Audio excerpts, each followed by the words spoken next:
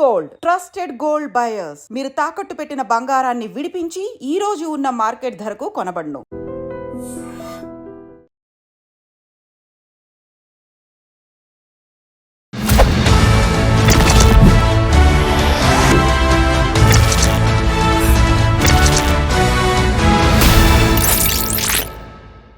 అందరికీ నమస్కారం. నేను Swaroopa Potlapalli. Welcome to trending topic. ఇటీవలి కాలంలో ఆడవాళ్ల మీద హింస పెరిగిపోతోంది. ఉత్తరాఖండ్లో కోడలు తమ మాట వినట్లేదు అని ఏకంగా అత్తింటి వారు ఎయిడ్స్ ఇంజెక్షన్ చేయించారు. ఇంకొక వైపు తిరుపతిలో భర్తే భార్యతో న్యూడ్ కాల్స్ చేయిస్తూ సంపాదిస్తున్నాడు. వీటన్నిటి మీద మనతో మాట్లాడడానికి ఫ్యామిలీ కౌన్సిలర్ రజనీ రమ గారు నాతో పాటు ఉన్నారు. ఆవిడతో మాట్లాడి ఈ కేసుల గురించి తెలుసుకుందాం. నమస్తే రజనీ గారు. నమస్తే స్వరూప. అసలు తిరుపతిలో ఒక హస్బెండ్ గత 2 ఏళ్లుగా భార్యతో న్యూడ్ కాల్స్ మాట్లాడిస్తూ ఆమె వీడియోస్ని అమ్ముతూ 18 లక్షలు సంపాదించాడంట. ఇంకా చాలదని అతని హెరాస్మెంట్ పెరిగిపోవడంతో ఆ భార్య పోలీసుల్ని ఆశ్రయించింది. ఇలా చేయడం భర్త కరెక్టేనంటారా? అసలు డబ్బుల కోసం ఇంత నీచానికి దిగజారుతున్నారేంటి? కష్టపడకుండా వంక ఏంటంటే కోవిడ్ టైంలో నాకు దారి తెలియక ఎట్లా సంసారాన్ని లాక్కెళ్ళాలి, ఫుడ్ ప్రాబ్లము కాబట్టి ఈ పని చేయించానని వంక. అంటే ఆ భార్య ఆమె కూడా అలాగే చెప్తుంది. తప్పు ఎవరిదండి ఇక్కడ? ఆవిడదే కదా, ఒప్పుకున్నందుకు ఆవిడదే తప్పు. మరి బుద్ధి తక్కువ మనుషులు చెప్తారు ఏదో ఒకటి ఇచ్చేయని, చేసేవాళ్ళు కదా ఆలోచించుకోవాలి.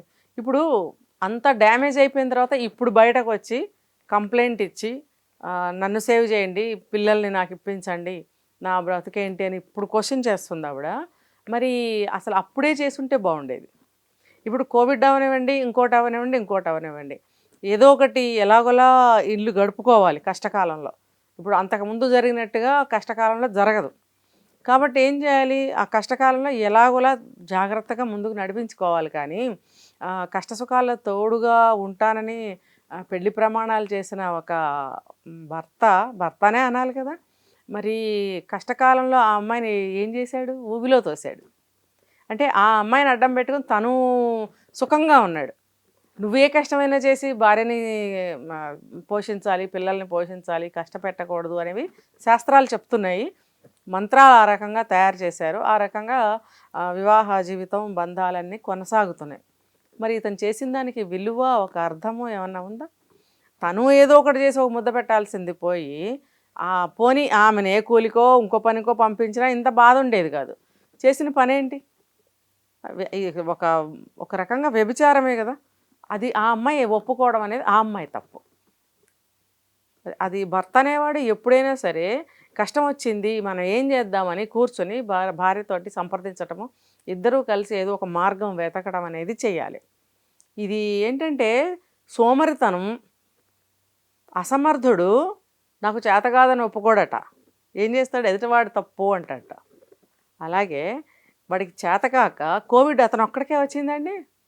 ప్రపంచంలో అందరికీ వచ్చింది కదా. అందరికీ వచ్చినప్పుడు మేబీ ఇది ఒక కేసీనేమో మనం ఇది విన్నది.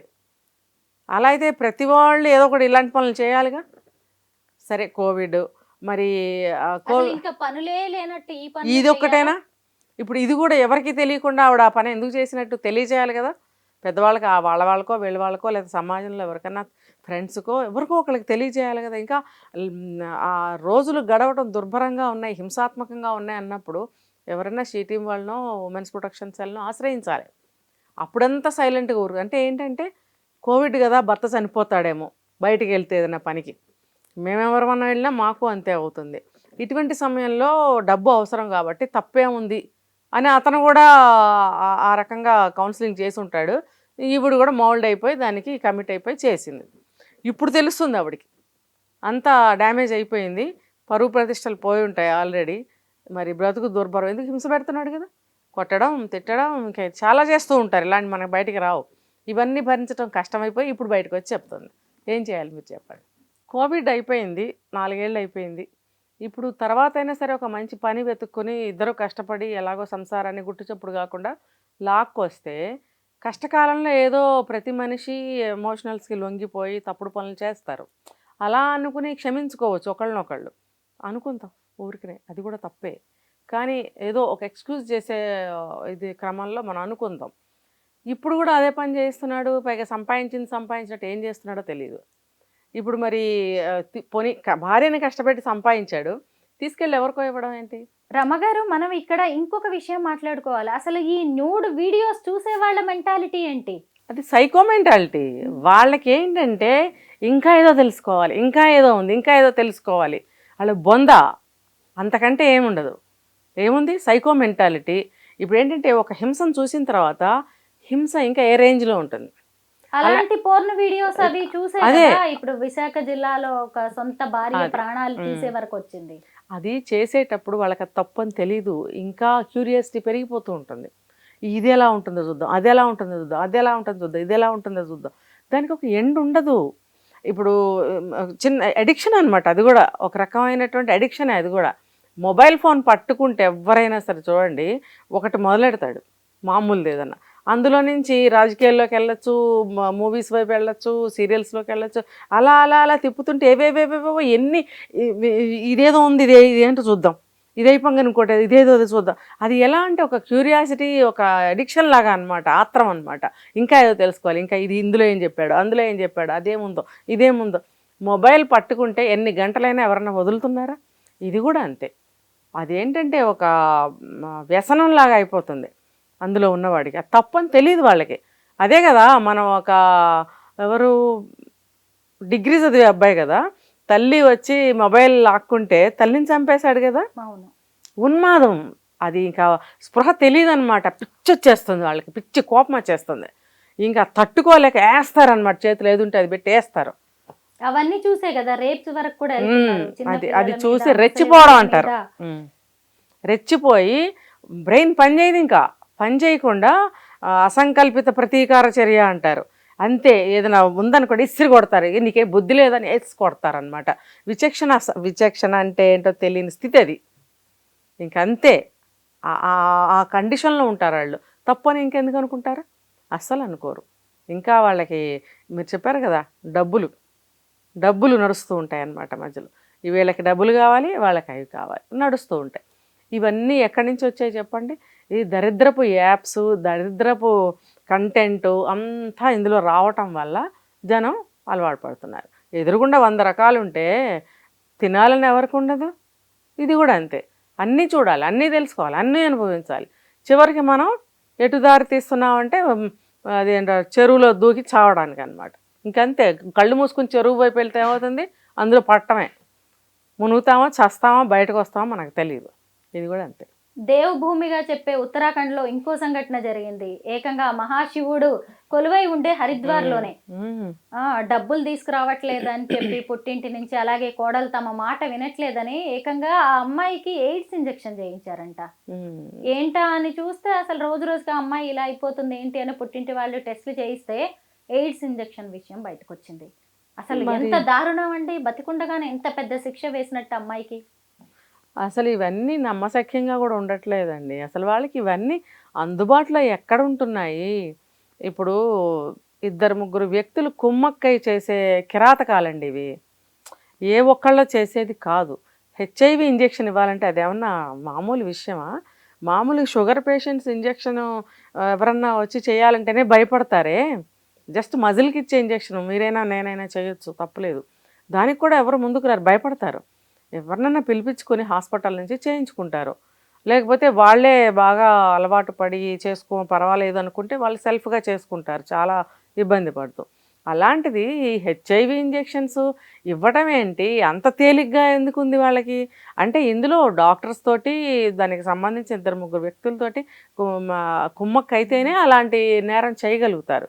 ఇప్పుడు ఇలాంటి విషయం బయటకు వస్తే నేరం కదా, శిక్షలు పడతాయి. అందుకని కన్సర్న్ ఎవరన్నా ఒక డాక్టర్, మేబీ వాళ్ళ ఇంట్లో ఎవరన్నా డాక్టర్స్ ఉన్నారేమో, మనకి మొత్తం ఏం తెలీదు. చూడండి, పాతకాలంలో డాక్టర్స్కి పిల్లల్ని ఇవ్వాలంటే ఇచ్చేవారు కదా, అమ్మో చంపేస్తారు. ఎందుకంటే అప్పట్లో కొన్ని సంఘటనలు జరిగినాయి. ఇప్పుడు అక్రమ సంబంధాలు అనేవి ఎప్పుడూ ఉన్నాయిగా రోగాలు. మరి అలాంటి వాటికి భారీ అడ్డం వచ్చిందని చెప్పి ఎవరితో అయితే అక్రమ సంబంధం పెట్టుకున్నాడో డాక్టరు, అది ఏంటంటే వాళ్ళకి సంబంధించిన డిపార్ట్మెంట్లో వాళ్ళతోనే సంబంధాలు పెట్టుకుంటారు, నర్స్తోనో కో డాక్టర్తోనో.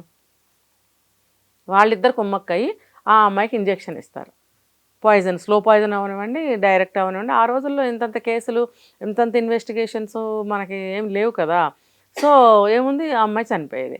అలాంటి కేసులు కొన్ని జరిగితే డాక్టర్కి పిల్లనివ్వాలంటే ఇచ్చేవారు కాదు, భయపడిపోయేవారు. తర్వాత ఆర్మీ వాళ్ళకి, మిలిటరీ వాళ్ళకి పిల్లనిచ్చేవారు కాదు, తర్వాత పోలీసు వాళ్ళకి ఇచ్చేవారు కాదు.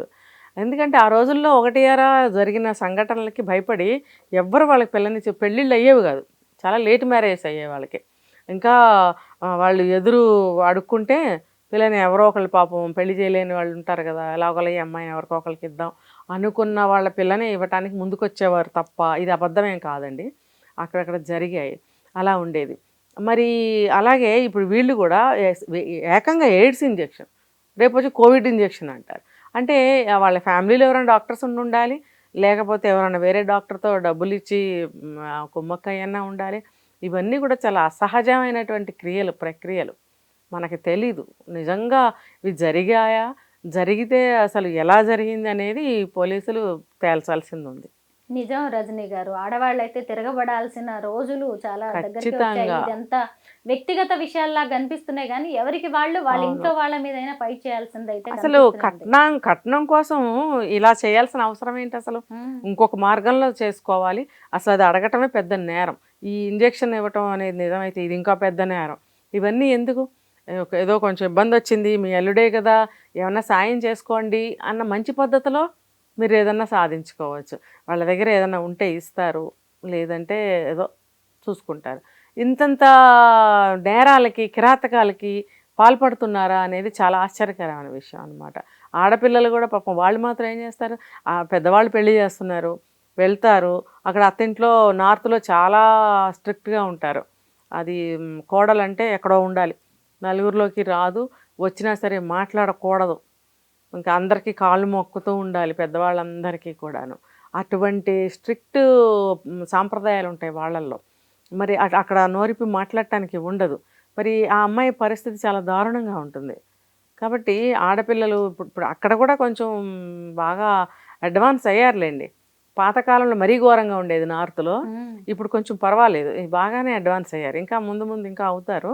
ఇలాంటి నేరాలని వాళ్ళు కూడా పసిగట్టి జాగ్రత్త పడి బయటకు వచ్చి చెప్పాలి.